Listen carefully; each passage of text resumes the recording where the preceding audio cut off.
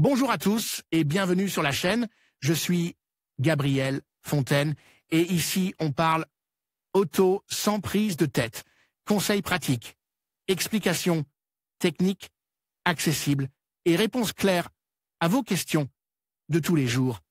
Que vous soyez débutant ou passionné, vous allez trouver ici de quoi mieux comprendre et entretenir votre voiture. Pensez à vous abonner, à laisser un petit like et restez avec moi jusqu'à la fin de la vidéo. Chaque détail peut faire la différence. La Porsche Taycan inaugure sa version d'accès à la gamme 100% électrique de Porsche, qui dispose de moins de puissance en échange. D'un prix plus bas, 85 710 € pour le marché espagnol, où elle arrivera en mars 2021. De plus, dans ce cas, elle ne dispose que de la traction arrière et peut être associée à deux batteries de capacités différentes, jusqu'à 484 km d'autonomie. Avec cet ajout, la marque se rapproche du client potentiel de la Tesla Model S. La Taycan est la nouvelle version la plus abordable de la Porsche Taycan.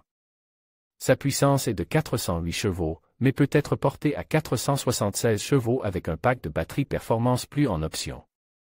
Toute cette puissance est envoyée à l'essieu arrière via un seul moteur électrique entre les roues arrière et une transmission à 2 vitesses, ce qui lui permet d'accélérer de 0 à 60 000 par heure en 5,4 secondes et d'atteindre une vitesse de pointe de 230 000 par heure.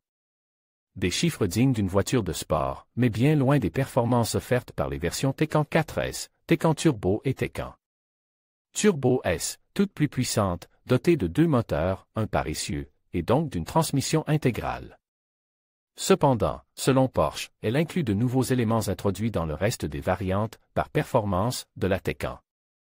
Avec les améliorations apportées pour 2021.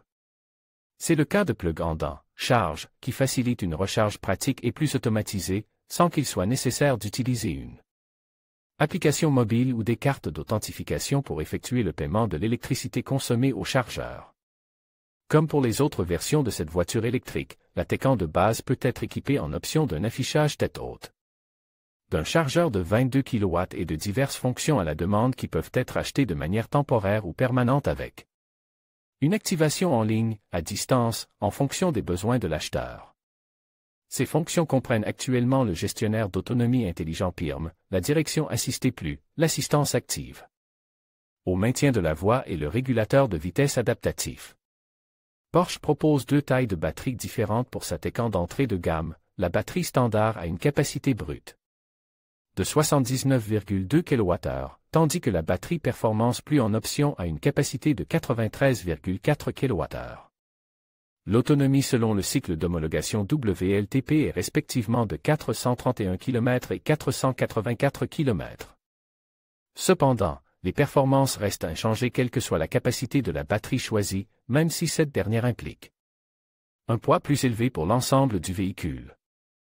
La vitesse de charge maximale est de 225 kW ou 270 kW avec la batterie performance plus, ce qui signifie que les deux types de batteries peuvent théoriquement être chargés de 5 à 80% en 22 minutes ou, en d'autres termes, que les 100 premiers kilomètres d'autonomie peuvent être atteints en 5 minutes.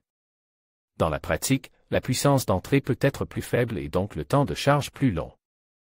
La Taycan la plus économique, dont le prix de départ est de 85 710 € en Espagne, différait peu esthétiquement des plus chères. À l'extérieur, elle a été équipée de jantes spécifiques Taycan Aero de 19 pouces à l'aérodynamisme optimise, dont les branches sont dotées d'étriers de frein peints en noir, de la même couleur que la jupe avant, le diffuseur arrière et les bas de caisse latéraux, dont la forme est identique à celle de la Taycan 4S.